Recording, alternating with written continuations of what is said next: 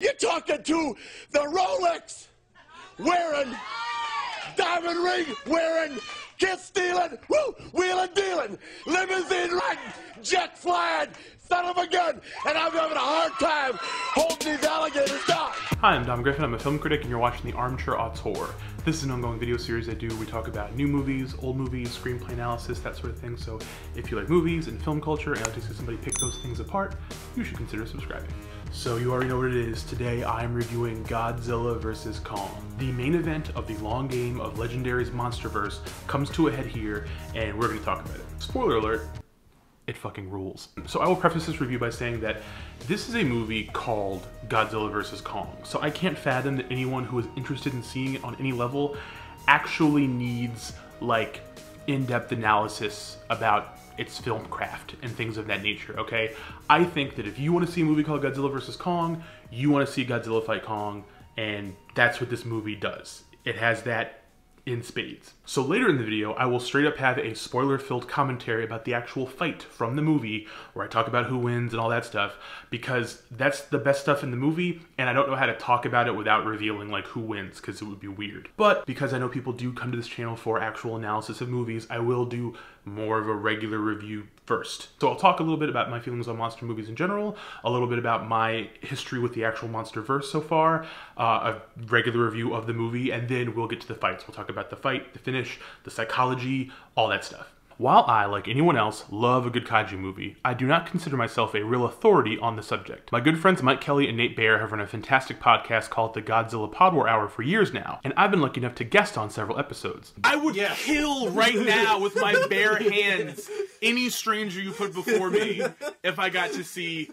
Yoshimitsu Banno's take on Zodiac. Just like, can you, yes, I'll kill a man right now. But I cannot pretend to be an expert. My favorite Godzilla movie is probably Ryohei Kitamura's Final Wars, mostly because Don Frye is in it, and I have a severe soft spot for the 1998 Roland Emmerich Dean Devlin flick for what I should hope are pretty obvious reasons. But for me, the Monsterverse, thus far, has been a little hit or miss. I thought the 2014 Godzilla was largely shitty, I hated the human side of that story, and it was barely redeemed by the moments we got to actually see Godzilla. I thought Kong Skull Island was a lot better, way more fun and interesting, and up my alley in its mix of wild character actors with crazy spectacle. I know people love Godzilla King of Monsters quite a bit, and I also know for a mathematical certainty that I myself have actually seen it, but I have to tell you that I remember so little of it. Truthfully, it took me 40 minutes to realize Rebecca Hall's character in Godzilla vs. Kong was not the same person as Sally Hawkins' character in King of Monsters, and that confession is a better summation of my thoughts on that film than any other review could muster. Suffice to say, I went into Godzilla vs. Kong with pretty low expectations, but I came out having gotten everything I could ever want from an Adam Wingard movie,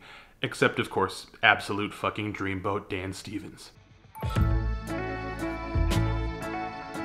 So, the movie. The basics of Godzilla vs. Kong's plot are largely inconsequential. I think there's something about an evil corporation run by Demian Bichir and them sending a search party to the center of the earth to harvest an otherworldly energy source. The expedition requires a titan to protect them in their journey, so they send Kong, along with the aforementioned Kong Whisperer played by Rebecca Hall, and an adorable girl Kong communicates with. But on the threat side of things, Godzilla, after proving to be humanity's protector in the last film, has turned heel and is wrecking shit yet again. Millie Bobby Brown, who still has a strong connection to the King of Monsters, thinks something is amiss and that he is being provoked in some way to turn on humanity like this. But her father, Monarch Deputy Director Kyle Chandler, doesn't care about all that. And on some level, neither do we. Who would want to argue this point with America's dad, Coach Taylor?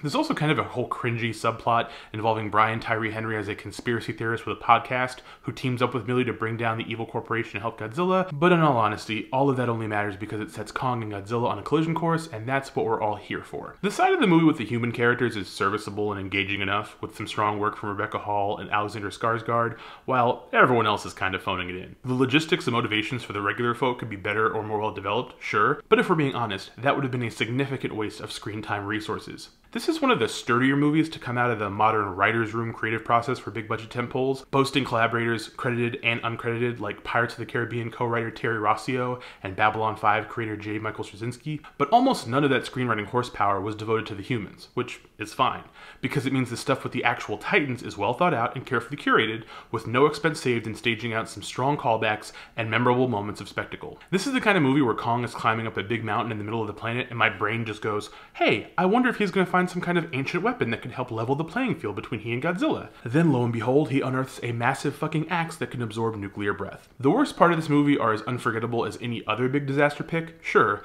but the best parts are like that moment in Pacific Rim when they pull the sword out for the first time, and honestly, that's all I wanted. At best, it's a movie that doesn't have to take itself too seriously because it knows what you're here for. Characters literally talk about the Titans the way prospective viewers have on Twitter in the weeks leading up to the film's release. You don't think the king could take care of himself?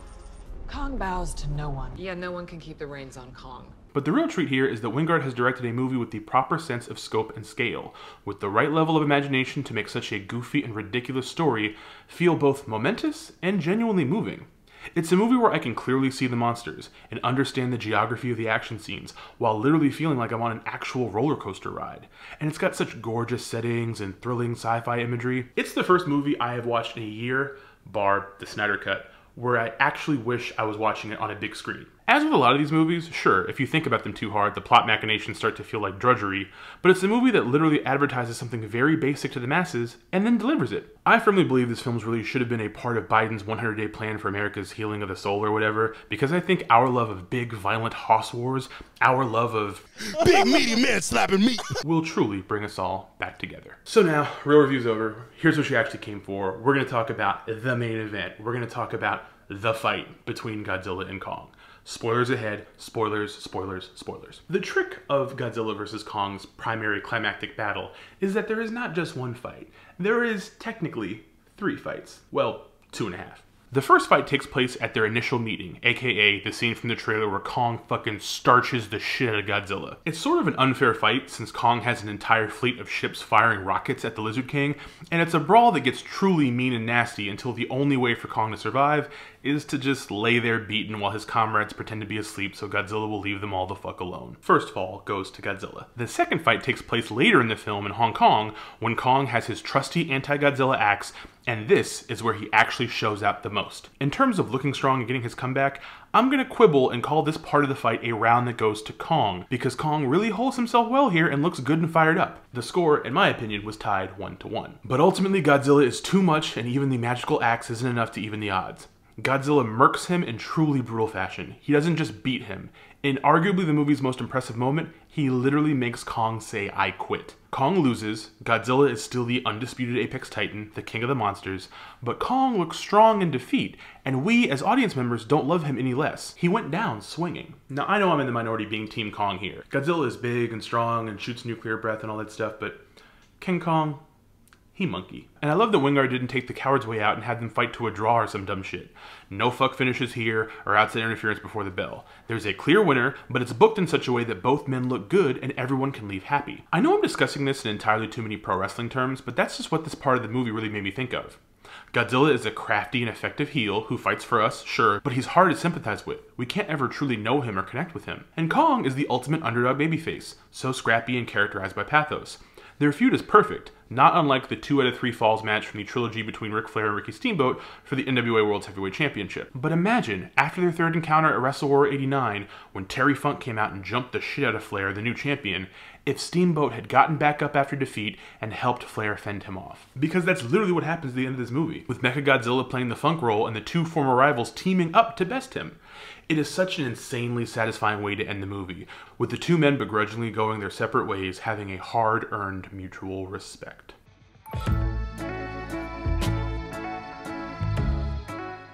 It is such good shit. So that's Godzilla vs. Kong. Like, if you just watch the review part, that's cool. If you stay for the spoilers, that's cool too.